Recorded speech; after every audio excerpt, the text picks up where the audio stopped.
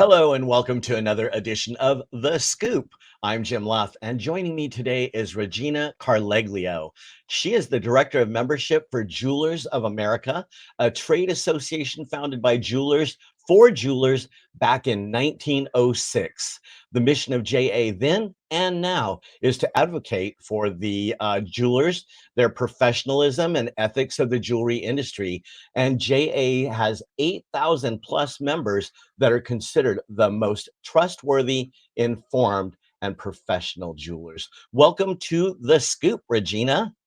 Well, thank you, Jim, and thank you for that great introduction. You got it. That's who we are. It's what we do. Well, let's hear more about you and like how long have you been the director of membership at JA? I've been the director of membership at JA for this is my 5th year. However, I've been in the jewelry industry for over 30, and I have interacted with JA during that time. So that's how I knew about JA. And when I heard the position became available, I called our chairman and our CEO, and I was like, I want this job. And it it happened inside of 2 days, so it was great. It was a great fit for me, and I think a great fit for the organization. So Yeah, well, my second question was going to be how did you become affiliated with JA? And you've kind of alluded that you had an existing relationship. In what capacity was that? Were you a jeweler or how what was your interaction with JA? well, two. One, we were members when I worked with Cartier and Swiss Army brands, and then Gucci Group. We were members of Jewelers of America. And then, secondly, I was a partner, kind of like Chosen Payments is. So Okay. I worked with, now it goes under the name of Synchrony Financial, but I worked for GE Money at the time. And GE Money was a partner with Jewelers of America. They still are today under their new name, Synchrony. However, I managed the portfolio that works with Jewelers of America. So I really got to know them all on a different level. And yeah, so it was a real nice fit when I came over. Synchrony. I know you've seen them, folks. If you have Chevron, you pay Synchrony. That's the backer of the Chevron card. And Regina, you mentioned Swiss Army. Yep. I had no idea that you worked there, but I told a funny story yesterday about Swiss Army, and I have to tell you today because Oh, good. it's one day later. But I have a deluxe Swiss Army knife. It is my favorite tool in my bag, which I have to, there, I have that one right there. Now, I had to get a replacement, and I'm going to tell Okay. you why I had to get a replacement. So I typically carry it in my briefcase, but of course, I'm always cognizant of the fact that I'm flying and I need to remove it, Right. except for one time. And that one time, I boarded a plane at LAX and I had it in my bag. I had no issues, Regina. I flew all the way to Louisville, Kentucky with it in my bag. I went about my business in Louisville and I went to get on a plane heading to Midland, Odessa, Texas. I got on the plane at Louisville with my Swiss Army knife in my bag. I had no issues. I went to Midland, which is a very tiny, tiny regional airport, Okay. and I'm getting ready to leave to come home. And as I'm going through TSA, the man asked me, Sir, do you have anything in your bag that you should not be traveling with on an airplane? And I said, No. He said, Are you absolutely sure? And I said, I'm positive. I have been searched twice on this trip already, an enhanced search. He said, Okay, follow me. You're coming with me. And I realized that something is very wrong. And when we got to this little room, he said, Do you want to pull it out or do you want me to pull it out? And I said, I'm really not sure what you're going for. And he said, You have a knife, a Swiss Army knife in your bag. And I said, Oh my goodness. So I opened it up and he said, You have two options. You can throw it in this garbage can right here, No. or you can go downstairs to a postal machine, buy a box and postage, and Yep. mail it to yourself and get back in line. And I told him, I'm going to choose option one and throw it in this trash can, but I'm going to ask that when I walk out the door, that you please pick this up and give it to a grandchild or a son or somebody. Please don't let it go in the garbage. It's a Swiss Army knife. Yeah. So that's my Swiss Army story. And as soon as I got home, I had to go to a sporting goods store Yeah. and get a new one. Yeah. They 'Cause are indispensable. And, your story that I'm hearing, I've heard it with other people. It's happened to me too. And it's amazing how sometimes they get through, and even Right.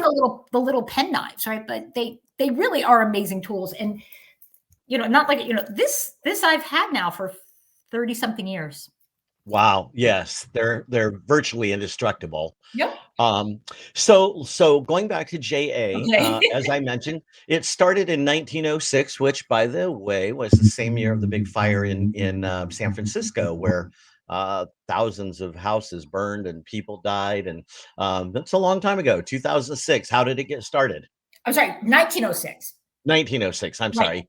How So did it get started? yeah, it kind of really got started, in many ways by a bunch of jewelers who knew that there was a lot of people even back then didn't know where to buy jewelry and didn't know if someone was trying to take advantage of them. So it was started by a bunch of jewelers for jewelers, and we keep saying that. I know I keep repeating it, but it's so important because it talked about something that addressing a need, and it was all about transparency and driving consumer confidence. And when you look and you talk about 1906, you say the San Francisco fire. That's how Bank of America was started, by an Italian American, where after the fire, many of them couldn't get loans to build their business back. And Wow. that's what he did. And Jewelers Mutual is another big industry partner of insurance. And it was started by a bunch of jewelers, again, who couldn't get insurance coverage for their stores. Wow. So many things, organically are started by people. Yeah. Yeah. Yeah. And in the world of business, how important do you feel are that trade associations are to business of any industry? Yeah.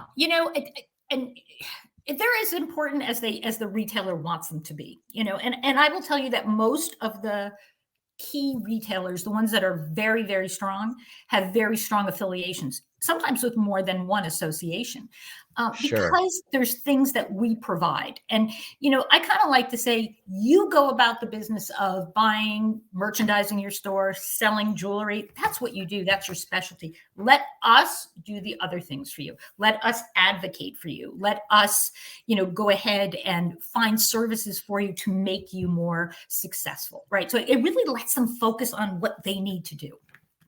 And I would think that as a trade association, that you probably bring educational opportunities. That just because you might know everything about diamonds doesn't necessarily mean that you know everything about marketing your jewelry store. That's correct. And perhaps having an association that can help you learn how to market your business can help increase sales. Right. So Yeah. we at Chosen Payments certainly think that trade associations are very valuable in what they bring to members in terms of, you know, insurance deals, education, marketing assistance. Let's talk about marketing for a minute. Do Mhm. you guys have a, trade show that you do? We do not, and I know it's a big line of confusion. So for anyone who's listening, there is a JA show in New York City twice a year. It was once managed and owned by Jewelers of America. However, we sold that show many years ago. So our affiliation really is our name. We, however, have a number of events for members. We are present at just about every jewelry trade show in the U.S. So we have a presence there. And then we also partner with a lot of the state associations going to their events as well. And these trade shows, what would be a benefit for a jeweler to attend a trade show? Okay, well, look, I always say to jewelers, look, I know you are not coming to spend time, with associations. You're there to buy jewelry, right? That's they're there to look at trends. They're there to see what's new, and we're very cognizant of that at trade shows. So when a new or an existing retailer comes by, we really try and focus on, hey, here's what's new. Here's how you access this. So we do think it's important they stop by and see us. But the benefit I think for a retailer to attend a trade show not only is to see Jewelers of America, which I hope they do, and Chosen Payments is at the booth with us. So we've kind of expanded that idea. Our booth is no longer just us. We have Chosen Payments, we have Jewelers Healthcare, and we have many of our other partners in our area. So it's kind of like a one-stop shop. They can see everything we have to offer in a small area because we know, their time is valuable, and we are very respectful of that. Additionally, retailers will come to trade shows because there are some educational opportunities, and they could hear what's going on, especially with diamonds right now. A lot of stuff going on with lab grown versus naturally mined, and a lot of stuff going on with Russia and different regulations that are out there. So it's a good forum for all of that. And also it's a good forum for trends. What's happening? What's the big look this year? What metal? What new resources are out there? And I know there's a big show at the end of this month, the JCK show. Yep. I worked that show last year. It just seemed to be, I don't even have a word for it. It's bigger than big. How many people come to that JCK jewelry show? I think last time I heard it was about 25,000. Yeah, that's why it looked big to me. So we at Chosen Payments do a lot of conventions a year, but typically they're in the range of 3,000 to 5,000 people as far as attendees. And when I walked into that particular show and saw the number of people there, that's why I said I don't even have a word for it, because I'm used to seeing 3,000 people in a room, and now you're talking a show with 25,000 people. So I assume these people probably come from all over the world. Yes. Not just the United States. Yeah. Okay. Whereas, most of the conventions we work are limited to trade associations that serve US based companies. So we don't really see that. Tell me some of the resources that JA offers to their members. Sure. Okay. So we like above and beyond credit card processing deals. Okay. we break up our benefits into 3 categories. Representation, resources. I always trip on this one, and recognition. So let me kind of go over them real quick. Recognition. We help a store, in being recognized as a Jewelers of America retailer, and one that ascribes to our code of professional practices. And in part of that recognition is, yes, they get a cling, they put on their door that they are a JA member and that they follow our rules and regulations. There is a code of practices that they can frame and hang somewhere in the store. And also they are listed, they can be on our website. So if, our consumer facing website has over 60,000 visitors, I think a quarter. And if someone comes to that site and it's like, hey, I'm looking for a trusted jeweler in my neighborhood, they can put in their zip code and we'll direct them to a Jewelers of America store. Nice. We also allow a lot of our jewelers to do what we call tour of the store. They could upload a 30-second video showing their store, showing all about them. And we promote that for them on social media. So that's our recognition. Representation, we're the only industry association with a political PAC in Washington, D.C., and we lobby on behalf of the retailers. Every year we do send out surveys. We want to know what's top of mind. This year, violence and theft, robbery, security. These are big issues. So our lobby is working on that. So that's something that's very important. We also give them a lot of guidance that we get from Washington on regulations. And, as the world becomes increasingly regulated, that's very important. I hate to say it, but 2 years ago during COVID, we provided tons of, information where they can go for help. We had a whole guide on our site about that. So that's the, representation. And then the third pillar is resources, and that's where Chosen Payments comes in. So we go out in the market, we meet with different providers, and we try and find sources that will provide our retailers something we think fits our fits what we feel is like Chosen Payments. We looked at a lot of different payment processing companies. We went with Chosen Payments and now Aurora because it had a level of service that we felt was credible, and one that we knew to a retailer, they don't want to be put on hold. They don't want to go to a call center. They want to pick up the phone and call someone. And Aurora provided that, and they provide an excellent level of service. Our retailers, their consumers, they expect excellent service from their store. Sure. And in turn, our stores expect that same excellent service, right? So that's what made Aurora a key partner. As is Synchrony Financial, very good program. Retailers can save a lot of money, and there's a lot of education teaching them how they can use this to their advantage. FedEx, we have a program with FedEx Advantage, which saves retailers almost like $750 a year on FedEx shipping. Wow. We have a program with Jewelers Mutual, which provides a number of benefits. I mean, it's a slate, but they even have things such as warranty programs. They have appraisal programs. So again, we kind of like to say, okay, here's the partner we go through, we vet them out for you and make sure that they, they're credible and they live up to our standards. And we feel very strongly about that. And we just brought on Connect, which is a text messaging platform. Very good company. We're going to start using them as well. And also Jewelers Healthcare, which is an opportunity. One thing a lot of jewelers have had challenges with as a small company is getting healthcare. So Jewelers Healthcare provides that for companies up to 2 people. Nice. Well, you once again answered my next question, and that is, what is important when considering a partner in terms of suppliers for your membership. And I think that you really touched on something that we're big on, and that is customer service. And so if you're a jeweler with Jewelers of America and you're processing credit cards with us, you don't go to a call center, you go to your individual rep. In this case, it would be Michael Lepore, who is a dedicated rep, a single point of contact. And then Michael can find the resources within our own company that a jeweler might need. But I'm also going to talk about people see us as being a credit card processor, where we see ourselves as being a merchant services provider. Now, what's the difference? The difference is we do more than just credit card processing. So we also have buy now, pay later programs. So if a jeweler wants to up their sales and have an opportunity at a larger sale, we can make that happen through the simple scanning of a QR code at the cash register.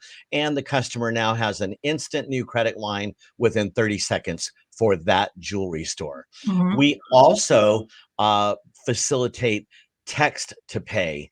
So you can send a jeweler could send their customer a link by text. And we find that text messages and email invoices get paid within 20 minutes versus a snail mail invoice could sit on somebody's desk for 2-3 weeks up until the due date. But when you provide the convenience of a simple tap, people just want to be done with it. Yep. And we provide a way to do that. Right. So, we bring a lot of things to the table for jewelers. And you also touched on COVID, which was something that was my final comment is COVID created a lot of headache and heartaches for businesses. And I would imagine that the jewelry industry saw a significant decrease in sales due to the pandemic. Would that be fair to say? No, it would not. Yeah. No? You know what? I couldn't have set that question up better, Jim. Actually, the jewelry industry during COVID did extremely well. Really? And they continue to. And here are the reasons. So during COVID, you couldn't go out to dinner, right? You couldn't go on vacation. Couldn't go out. There was no reason to get dressed. You couldn't go out.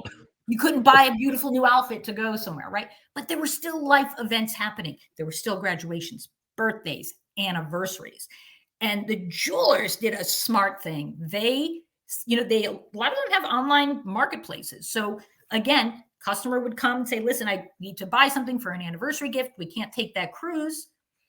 And they bought jewelry because jewelry has always had that persona or that feeling that it's like a lifetime purchase, right? Remember something special with that set of earrings. So the jewelry business was really well. And it has continued even now that people can take vacations, they can do other things. But overall, consumers are spending because they realize the fragility of life. And because of that, they are it is continuing to be strong. Now, is the growth as strong as it was during COVID? No, but it's still growing.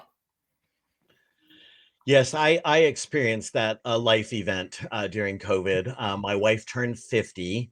I had this great Alaskan cruise lined up because that was a bucket list for her. So I figured I'd deliver that on her 50th. But as you know, her birthday is in August, and on March 17th of 2020, the world shut down. Yep. And I became aware that I was not going to be able to do my cruise for her 50th birthday. So I regrouped. She always wanted to go to Chicago, and I set up a trip to Chicago. And we got wind that if you were from California, Florida, or New York and arrived in Chicago and didn't quarantine for 14 days, you would get a Ah, fine.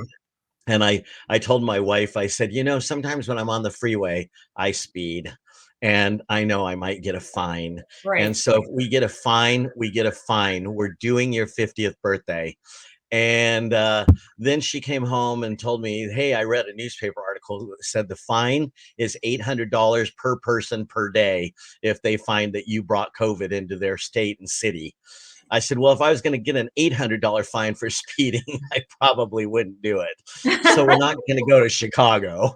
And, we ended up, we live in California. We went to Los Angeles and we stayed Okay. at the beach, which really was no big deal for Californians to stay at the beach in Los Angeles.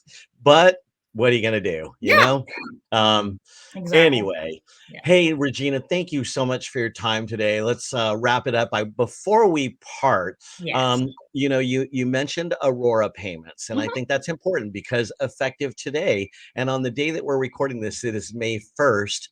Yes. We are now going to be known as Aurora Payments, and Yep. Aurora Payments acquired Chosen Payments back in 2018. So this is certainly nothing new.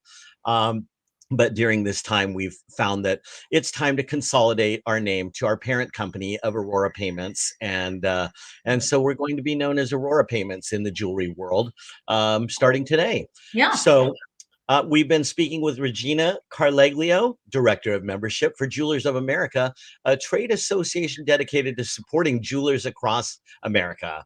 Regina, thank you so much for joining us today and sharing your valuable information. And we will see you next time on another episode of The Scoop. Thank you. Thank you very much, Jim. We appreciate your partnership.